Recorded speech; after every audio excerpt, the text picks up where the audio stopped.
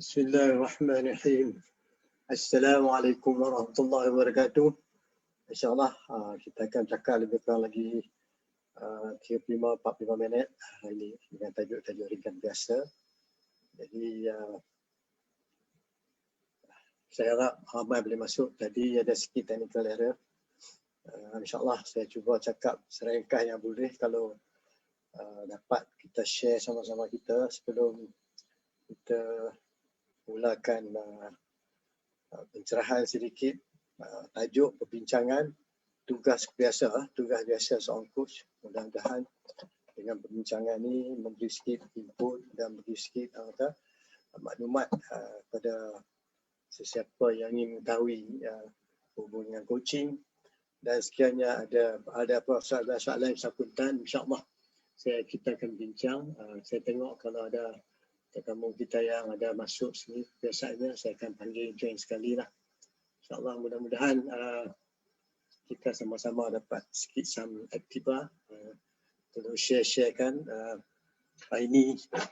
Tadi oleh sebab ada sikit technical error beberapa kawan-kawan kita daripada Malaysia Timur, di Sabah, Sarawak tak boleh masuk. InsyaAllah saya ingat Cik Maknok Samsudin pun dah boleh masuk, saya tak tahu. Because saya tak dapat melihat lagi di Facebook. Sekarang ni saya di dalam Zoom. Walaupun saya tahu benda ni telah pun dipancarkan melalui Facebook. Jadi saya mengalu-alukan pada sahabat-sahabat yang dapat mengikuti hari ini. Dan tengah hari tadi cuma saya bagi sikit pencerahan dalam bentuk penambahan what they do, who they are, iaitu seorang coach.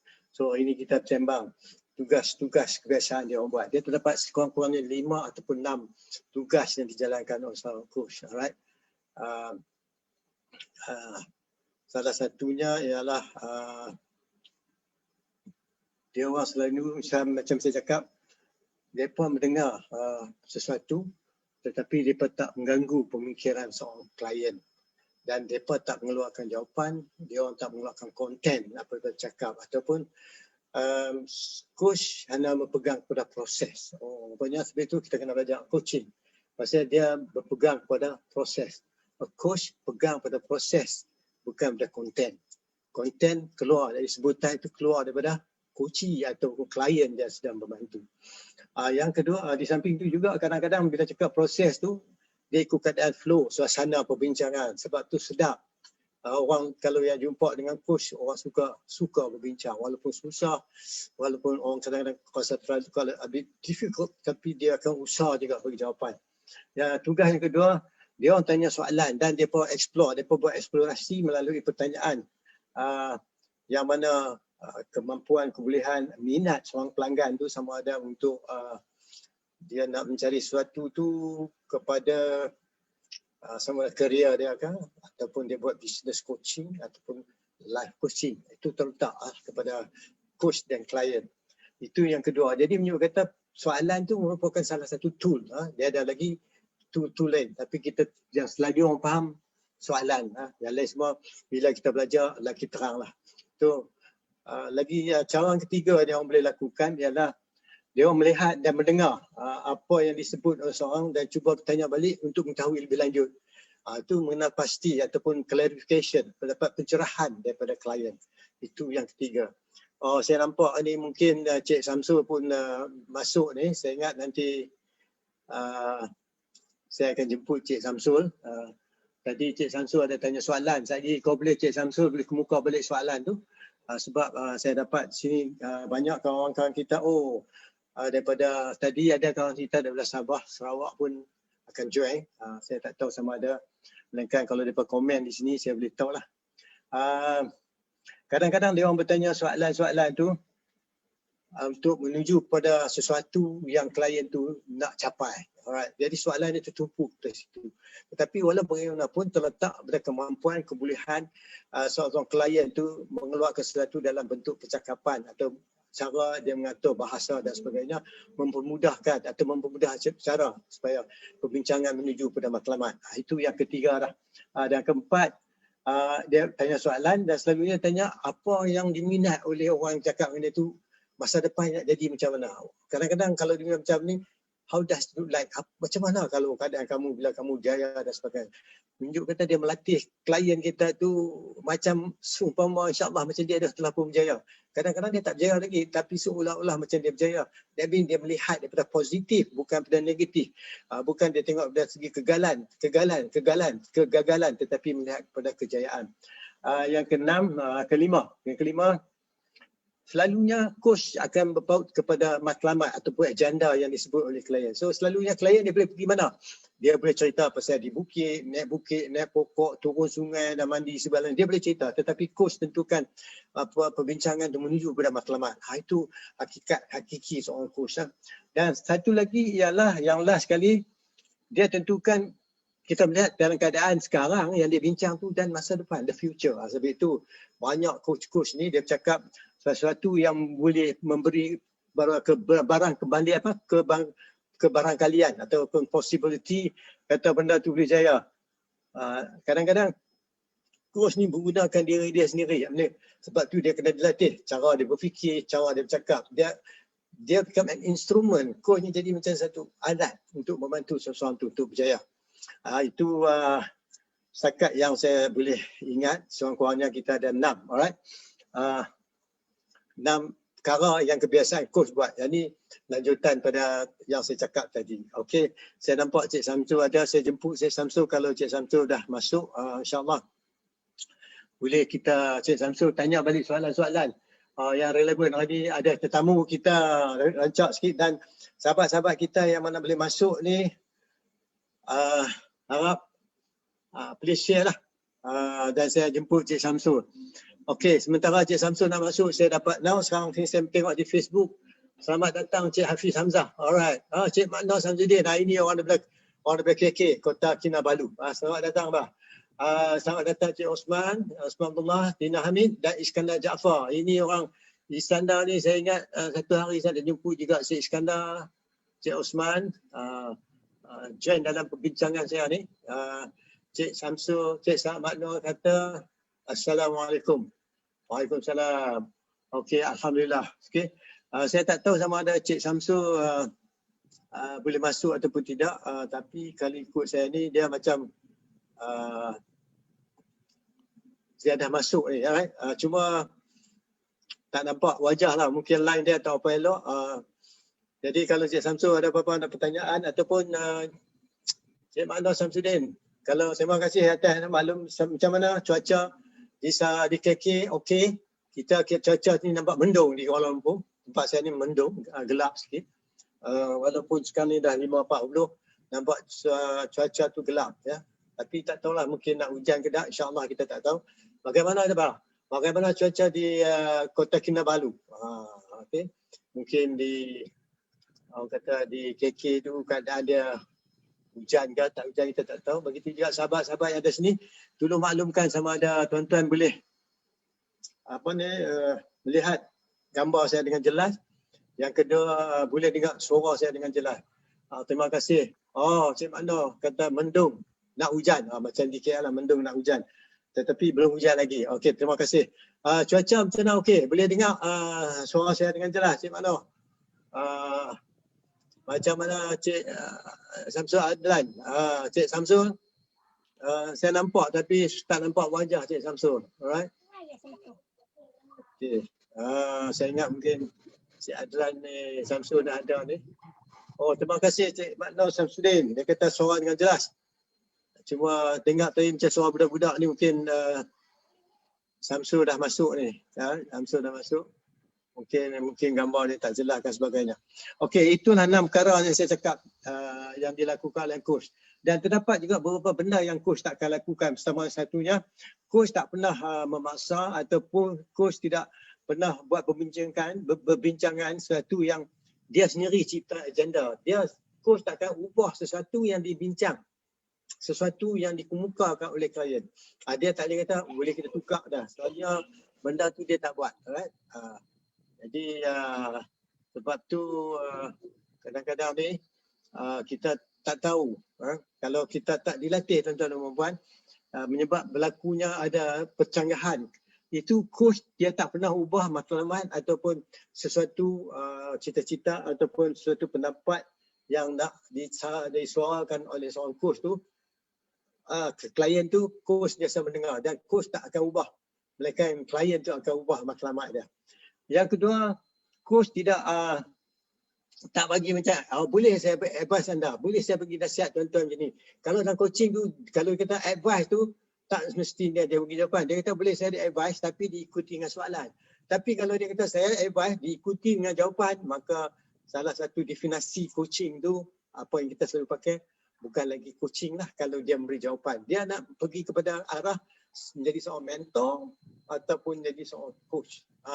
Ataupun jadi consultant.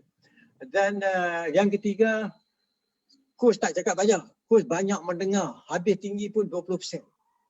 80% semua dikuasai perbincangan oleh klien. Maka di sinilah klien dia boleh mengeluar apa saja dalam pemikiran dia. Dengan arti kata, dia fokus. Dia pun berkeluar sesuatu yang dia tersimpul dan sebagainya. Kebanyakan orang, dia tak compare. Dia tak compare sesuatu. Dia tak compare pengalaman dia dengan pengalaman klien. Ini depend sejauh mana kemampuan orang tu coach, sejauh mana kemampuan tu bercakap dan mendengar. Jadi lagi banyak kita selalu coaching orang, selalu banyak kita mendengar pembantuan betul coach, maka mempermudahkan lagi perjalanan perbincangan ketiga. Dan satu lagi,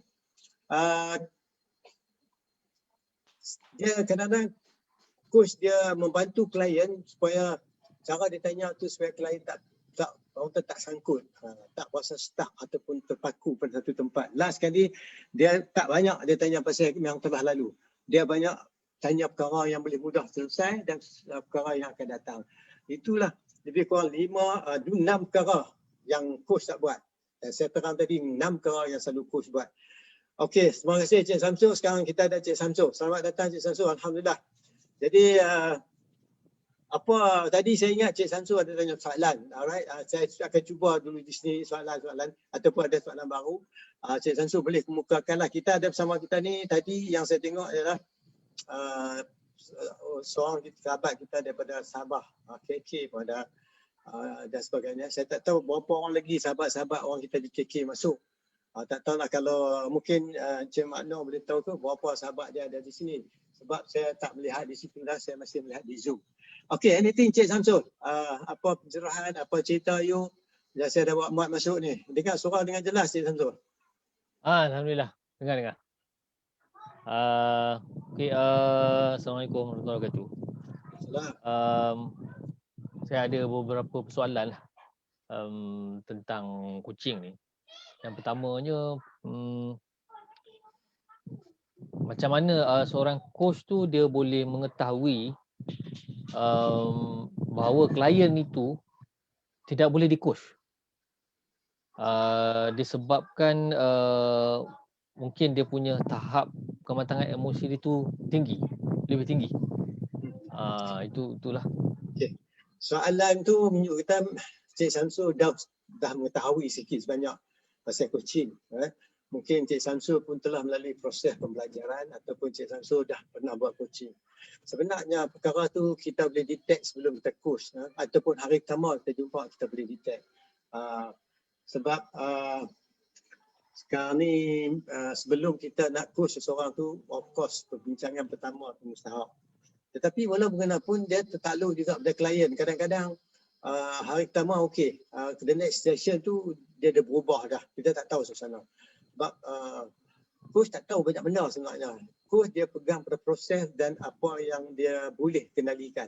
Jadi jawapan sama ada social emotional tu tinggi atau tidak dan kemampuan dia. Sebab tu saya nak bagi sikit keterangan. Bukan semua orang boleh mengetahui kedudukan social emotional seseorang. Melainkan sebelum dia buat coaching tu dia mengadakan satu interview khas. Tapi setengah orang mungkin dia tak mau interview tu. Sebab interview tu dia macam kita kata macam psikometrik. Interview tu boleh menzahirkan, membantu coach mengetahui siapakah klien kita ni sebelum kita coach. Right. Tapi setengah orang tu dia boleh coach straight dan masa dia coach straight pun daripada perbincangan tu indikator yang dikeluarkan oleh klien tu coach tak tahu, melainkan kadang-kadang secara tak langsung unconsciously dimaklumkan oleh klien kepada kita satu benda, ya, yang mana sesuatu yang cerita tu coach memang tak ditangkap maknanya, tetapi bila coach tanya penjelasan lagi, dia boleh bagi dengan baik. Tapi walaupun dia bagi dengan baik, coach kena memahami maksud yang disampaikan dengan arti kata at par dengan dia. Kadang-kadang kalau maksud dia tinggi pada coach, it's okay. Tetapi coach berkebolehan mengendalikan supaya mendapat banyak clarification yang diberi oleh klien kepada dia. Jadi sama ada dia boleh coach pun tak boleh coach, itu terletak pada coach. Tapi mungkin setengah coach tu dia keep on continue coaching. Pasal kalau kita tak latih, kita pun tak tahu sama ada kita boleh tak ataupun boleh. Jadi jawapan tu memang terletak atas kemampuan coach tu. Right? Atas kemampuan coach tu. Sebab tu kadang-kadang kalau coach tu kata, Encik jam ni saya ingat kita berhenti setakat ni, saya refer dekat seorang coach ni, kawan saya ni kata, kawan saya ni Mr. Ahmad ni, dia lebih boleh coach ni. Ataupun dia kata ini bukan bidang saya. Cara tu yang sebenarnya lebih hebat, lebih terbaik lah. Itu seringkas yang saya bagi. Okay? Itu yang jawapan yang seringkas saya boleh bagi. Tapi nak kena belajar lagi foto in detail lah kan. Terlalu banyak dia punya elemen-elemen yang perlu diketahui dan dilatih. Memahaminya in the first place tu yang we have yet to learn. So macam mana lagi Encik Samsul? Alhamdulillah. Terima kasih atas pencerahan Mr. Coach. Ada satu lagi, ketika sesi coaching tu, mungkin setelah melalui sesi pertama, kedua, ketiga kan. Ya. Jadi macam mana seorang coach tu nak mengenal pasti perubahan tahap pembangunan emosi dengan kognitif seorang klien tu? Okey. Sebenarnya coach dia tak tahu banyak benda. Itu in the first place. Coach selalu dalam keadaan not knowing ataupun curiosity. Dia macam nak tahu banyak pasal dia klien tu. Alright. Jawapan macam mana coach nak tahu itu sama ada dia punya sama ada peningkatan social emotional atau tidak. Pertama sekali, sebab tu kalau coach dah terlatih, dia sebelum nak coach, dia ada session interview supaya dia boleh mengetahui tahap mana sebelum dia coach. Alright, tahap mana dia sekarang. Selepas tu baru, selepas dia coach baru dia tahu sama ada coach tu klien itu berlaku peningkatan dia punya social emotional. Dan kalau tu pun coach yang dilatih, yang diterima yang tu boleh faham. Kalau coach macam dilatih macam biasa, dia tak boleh detect. Alright. Sebab tu dia kena pergi another certification. Certification tu another body. Alright. So banyak kaedah yang boleh pakai. Jadi bukanlah coach tu dia nak belas terus, kita tunjuk dia pandai, dia tahu semua. Coach will not do that. Jadi kalau kita punya kognitif, kita guna apa yang kita tahu, then kita impose the client tu, kita dah tak buat coach dah sebab kita guna apa yang kita tahu. Sebenarnya coach tak tahu pun. Melainkan setelah diberitahu oleh klien apa yang dia bincang. Itu seringkas saja. Jadi pertama kali sebelum dia nak coach, dia kena tahu tahap mana dia tu. Itu kalau kita interview. Satu kognitif, interview sejam. Satu social emotional sejam. So kita dapat dua-dua gambaran. Daripada segi kognitif dan social emotional. Maka lepas itu baru dia boleh assess balik sama ada berlaku evaluation selepas nanti. Ada perubahan dan sebagainya. Sebab tu kalau isu yang lalu ia tu lepas belakang, isu atau normal difficult problem issue is this already normal. So benda tu dia boleh atasi. Itu sebab dia dah melampaui atau melepasi keadaan yang mana dulu ada blind spot. Alright. Itu dia seringkas Cik Samsul. Alhamdulillah. Maknanya ini kira satu bentuk etika jugalah bagi seorang coach yang bergelar coach. Saya biasa bagi training, consulting, dia macam bertentangan. Dia punya attribute tu, seorang coach dengan consultant, dia bertentangan. Maksudnya coach perlu berada sentiasa dalam keadaan tidak tahu. Sentiasa keadaan tak tahu kan, sentiasa nak tahu kan. Dia berlainan kalau macam saya memberi consulting, saya akan make sure benda tu saya tahu kan, supaya saya boleh memberitahu klien tu kan, you perlu buat begini, itu cara yang sebetulnya. Tapi coach ni dia different, dia berlawanan. Ya, sikit pembetulan. Bila kata coach tak tahu, there is banyak misunderstood. Bukan dia tak ada ilmu, dia ada ilmu, dia ada skill dan dilatih. Yang dia tak tahu tu ialah isu yang disampaikan oleh klien tu kepada dia. Alright? Dan klien tu tahu sebenarnya isu lebih baik itu pasal diri dia. Tentu klien tu lebih tahu. Tapi coach kena cuba memahami daripada sudut maksud pemahaman atau penerimaan tu klien tu. Itu the first place. First listen to understand maksud dia. Sebab tu jangan orang kata coach tak tahu, tak payah. Bukan, coach dia ada ilmu skill soal coaching. Seorang coach menjalankan coaching, dia telah terlatih. Dan setengah coach dia banyak logbook, dia ada record. Dia kata, dia ada orang kata macam skill base, dia ada record bahawa dia ada sebagainya. Jadi kita manusia biasa, siapa tak buat kesilapan, semua buat kesilapan, tetapi not in the purpose to make a mistake. Tapi kadang-kadang ada seorang dia ego, dia tak mau dengar apa orang cakap, dia kira dia pandai, kita tak boleh buat apa lah. Yang tu kita tak boleh. That mean the coach nak cakap apa pun dia tak boleh dah lah. Pasal apa? Allah kata Allah takkan ubah nasib seorang tu. Mereka orang tu ubah nasib dia. Satu kaum tu Allah takkan ubah nasib. Mereka dia ubah nasib dia orang. Jadi kalau coach macam nak ubah, coach nak ubah nasib seseorang, kena Allah sendiri kata dia tak akan ubah. Mereka orang tu berubah. Jadi masa tu peringkat tu lah. Kalau coach rasa dia tak boleh, dia stop lah. Tak buat macam mana. Kadang-kadang klien tu kata dia stop. Kita stop lah. Jadi ini yang soal Cik Samsul tanya ni akan menyebabkan banyak orang faham differently. Mengikut fahaman coaching masing-masing lah di depan. Kita tak tahu macam mana dia. Orang tahu dilatih. Nah, walaupun kita dilatih coaching, mungkin kita terlatih satu tahap. Banyak lagi tahap kita tak pergi lagi. Mungkin kita tak satu ya, banyak lagi ada lagi. Jadi beliau kata itulah on the learner path. Menuju pada pembelajaran. Kita ni selalu update our knowledge. Tetapi kita tahu, selepas pada coaching, kita sembang biasa. Itu session tu berlaku masa coaching session. Lepas tu, kita nak sembang mentoring, consultancy, itu apa tak apa. Tapi in that time to do coaching tu, itulah elemen-elemen yang sebut tadi. Dia tak akan buat selain pada yang sebut tu.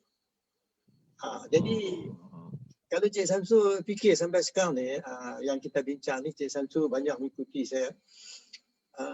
Kalau Cik Samsul fikir daripada segi bisnes pula, macam mana dapat Samsul? Anything that is relevant that you rasa ada certain key area, certain important area yang Cik Samsul nak highlight apa ataupun Cik Samsul nak share atau nak tanya, very interesting. Silakan kemukakan, bagus juga. Sebab Cik Makno kita tu, saya ingat dia ramai dengan kawan-kawan dia. Dia orang ni, dia antarabangsa, dia banyak grup-grup dia. Saya mengadu-gadukan kepada Cik Makno, terima kasih lah pasal dia kontak saya tadi. Oleh banyak orang tak boleh masuk tadi pukul 12, mungkin line tak apa sebagainya. Itulah kebanyakan yang masuk ni adalah usahawan, orang yang keterlibatkan mereka ni semua lebih berjaya daripada kita yang ada di sini.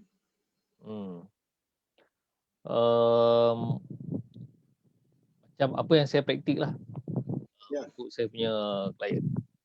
Saya akan pada perangkap pertama saya akan tanya dia punya tahap pengetahuan dia tentang perniagaan dia tu.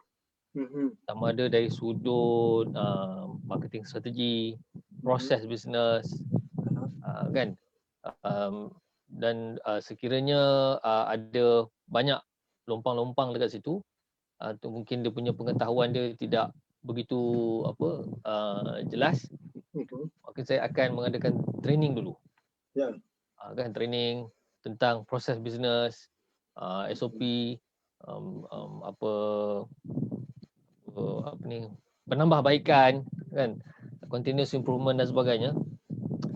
Setelah saya beri konten yang secukupnya training, kemudian barulah saya akan teruskan dengan coaching. Jadi sebab apabila beri konten tu macam strategi, planning dan sebagainya, itu ialah konten itu. Maksudnya klien tu dia tidak tahu. So bila saya provide training tu, jadi dia tahulah. Maksudnya dia tahu. Kemudian bila dia tahu, sekarang ni tentang diri klien tu pula. Kan, diri klien tu pula. Sejauh mana dia punya capacity dengan capability dia untuk meningkat setelah dia ada konten tu, kan, segala tools, segala knowledge, bagaimana dia membawa segala knowledge yang dia baru dapat tu, yang dia dapat tadi tu, untuk membangunkan bisnes dia. Okay. Okay, soalan Jadi tu. setelah tu baru mentoring. Macam itulah. Okay, very good. Tapi bagus, interesting area yang you sebut. You mention dua benda, iaitu capability dan capacity. Ya, capability dan capacity. Yang dimaksud dengan capability itu sebenarnya bila seorang coach tu pertama kali dia pergi pada capability, baru pergi pada capacity. Capacity ialah ruang lingkup, kemampuan, suasana yang boleh mempengaruhi seseorang untuk menjalankan sesuatu. Sedangkan capability adalah sumber pertama sebelum dia menghadapi capacity. Jadi menunjuk kata kita kena faham kemampuan, macam reservoir lah. Site dia macam mana, kalau dia boleh isi air banyak mana, lebih pada air masuk mungkin dia akan bocor dan sebagainya. Sama juga kalau manusia biasa, come certain areas dia akan zero right balik. Dia tak dapat memahami apa yang ditanyakan. Tetapi macam you sebut tadi, sebab apa yang Cik Samsul cerita tadi is very interesting to me, tapi mungkin some people faham dengan maksud yang berbeza. Tetapi itulah sebab Cik Samsul telah terlatih tahu mengetahui benda ni. Soalan tu very good. Sebab dia ada perbezaan tu kena capability dan capacity. Bila you sebut, saya terima seadanya lah supaya harap sahabat-sahabat kita di luar sana yang dapat memahaminya. Dan kalau kurang jelas dia orang boleh tanya balik. Nanti saya tengok kalau ada soalan dan sebagainya. Dan kalau ada, sebelum saya nak pergi lanjut ni, kalau ada soalan-soalan penjelasan yang diperlukan pada sahabat-sahabat kita, mungkin daripada Brunei ataupun daripada Indonesia yang ingin penjelasan, sebab kita cakap Melayu dalam bahasa Malaysia dan mungkin dia orang kurang faham, ataupun ada setengah yang saya tahu ada setengah tu daripada bahasa Inggeris, tapi I will explain it to them. Kalau ada soalan, kalau tidak soalan saya teruskan macam biasa. Dan saya dapati juga kebanyakan yang mengikuti perbincangan sini adalah coach. Ada setengah tu jadi coach belah-belah tahun lah. Ada seorang tu 20 tahun.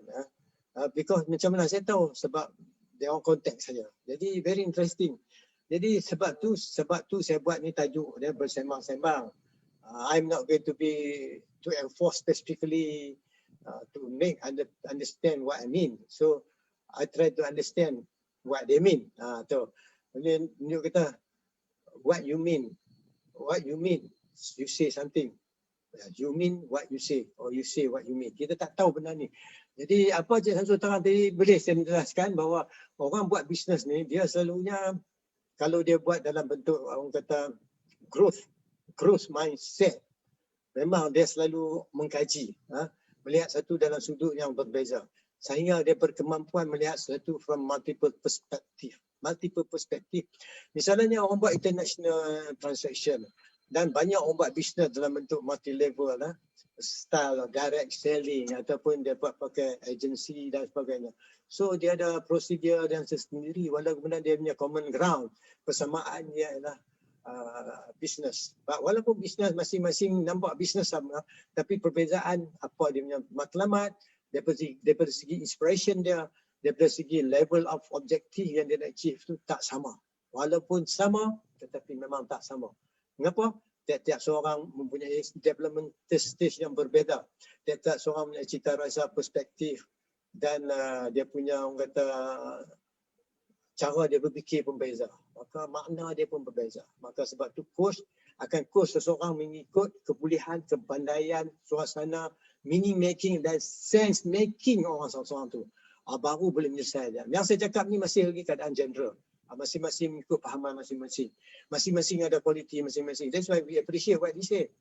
Sebab tu salah satu pendengaran yang panggil rasa, RASA. Alright, kita receive whatever being said. Kedua, we appreciate what they saying. Dan yang ketiga, kita share what they discussing. Last, baru kita tanya soalan. Ataupun kita augmented ataupun kita meningkatkan lagi. Because saya ada sebut tentang kita panggil virtual reality. So bukan saja orang cakap virtual reality sebab yang berlakunya automation, tetapi yang cakap juga ialah augmented reality. Lebih hebat. So macam-macam. Sebab tu perubahan dalam perniagaan ni sesuatu yang unsangkable, yang kita tak sangka. Dia berbeza langsung.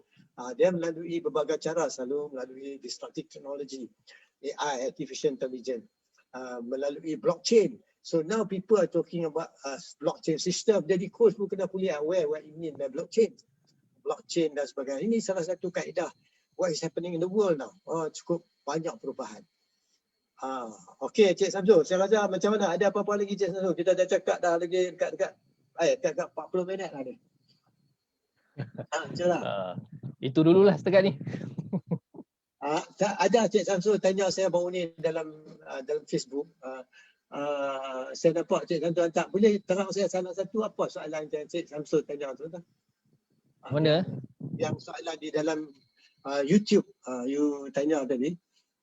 Dalam YouTube. Itu yang saya tanya tadi lah. Yang tadi. Okey. Clear kan? Ada apa-apa penjelasan lagi kan dan sebagainya? Itulah yang saya faham daripada jawapan Master Coach tu. Seorang coach ni dia perlu, pertama sekali perlu kenal diri lah. Mengenali dirinya sendiri dahulu sebenarnya. Sebelum dia mengenal klien tu. Bila dia kenal diri, barulah dia akan sedar diri. Maksudnya dia tahulah kalau dia tak boleh, maknanya dia akan terus sarankan kepada orang lebih layak. Ini cerita tentang etik lah. Cerita tentang etik kan. Business is business lah, satu hal lah. Tapi maksudnya mengutamakan pembangunan klien tu dahulu sebenarnya. Kan? Maknanya mungkin katalah saya sebagai seorang coach, mungkin saya akan menyumbang, memberi nilai daripada sudut yang lain. Seandainya saya tak tahu klien tu tidak mampu saya coach. Maksudnya macam itulah. Kan? Sebab itu akan lebih memberi kebaikan pada klien tu. Ya, betul. Dan dalam masa yang sama saya memelihara nama baik. Dikatakan integriti itulah. Ya. Kan? Itu yang saya faham lah. Betul. Penjelasan sikit itu berhubung dengan etik yang disebutkan oleh Etika sebut Cik Samsul. Dia terdapat dua etik. Etik sebagai seorang coach. Etik macam mana kita melayan klien kita. Ada etik. Sebab itu soalan-soalan merapu kita tak tanya. Soalan-soalan yang ni. Walaupun sebab tu soalan dia tanya tu seadanya kau boleh kemampuan orang tu menerima klien tu. Tapi ini sudah detail sangatlah. Kalau orang buat selalu dia beritahu lah. Dia ikut itu etik yang kita perlu tahu. Etik kita dengan klien, iaitu apa what we cannot do. Dan etik macam mana kita nak berbincang dengan klien. Sebab tu macam SCF dia ada 11 core competency. Dia ada 11 kompetensi. Kompetensi sebab dia tak pakai model, dia pakai kompetensi. Kalau pakai growth model, solution focus, dia pakai macam model masing-masing. Tapi etik. Tapi kalau kita ada kompetensi itu mencukupi. Saya dapat maklumat juga daripada Cik Makno, dia kata di Sabah hujan lebat dia kata. Cukup lebat. Saya tak tahu sama ada dia boleh dengar ataupun tidak. Saya ucapkan terima kasih lah kalau boleh masuk. If you can share, you share lah. Saya tengok keadaan macam mana kali ni. Mungkin saya masuk dalam YouTube. Tuan-tuan boleh komen dan sebagainya di YouTube. Jadi saya pun tak tahu, mungkin 2-3 orang saja masuk. Jadi saya ucapkan terima kasih lah. Bagi sikit apa pendapat you, conclusion this short term, short discussion that we have now. Anything special to you, Cik Samsul, sebelum saya buat closing ni? Apa yang saya boleh simpulkan ialah sebaiknya seorang coach tu perlu berilmu lah. Perlu memahami apakah yang dikatakan coach yang sebenarnya, supaya lebih bersedia menghadapi alam yang sebenar lah, dunia sebenar. Coaching. Macam saya sebelum ni pun saya tak tahu coaching ni. Main sebut je kan, personal coaching. Tapi bila faham tu,